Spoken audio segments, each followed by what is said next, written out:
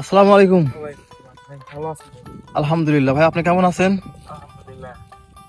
আপনি জমিতে কি দিচ্ছেন? ভাই রসুন লাগাইছিলাম তো তো সার একটু কম হয়েছিল, পরে আবার এই ইউরিয়া ট্যাপ বেশি করে দিচ্ছি। আচ্ছা ভাই, আমরা যদি জিজ্ঞেস করি ইউরিয়ার ড্যাপ আপনি যদি রসুনে দিচ্ছেন এর উপকারিতা সম্পর্কে। আসলে রসুনে প্রচুর পরিমাণ সার লাগে, মানে 1 বিঘা রসুন লাগালে মোটামুটি 3 মণের মতো সার লাগে। সেক্ষেত্রে আমার এই জায়গায় 5 শতক আমি 10 কেজি সার দিছিলাম। 5 থেকে 10 কেজি? হ্যাঁ, দেওয়ার পরে এখন এই যে রসুনের গাছ মানে পাতা পাতা বাড়িচ্ছে না। পাতা এই যে আপনি দেখেন, এই মানে ছোট ছোট পাতা, চিকন চিকন পাতা হচ্ছে। এটা দিলে পারে গাছ মানে সুস্থ সবল হবি, সবুজ হবি, আর পাতাগুলো বড় বড়।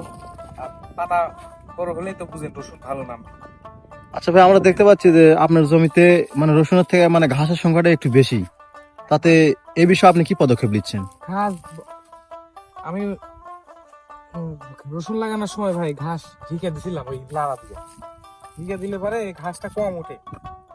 তো এখানে থাকাটা ভালো ছিল না, না হওয়ার কারণে ওই লাড়ার ফাঁস দিয়ে রসুনের সাথে ঘাসও উঠছে। ঘাসগুনা করা লাগবে, পরিষ্কার করা লাগবে।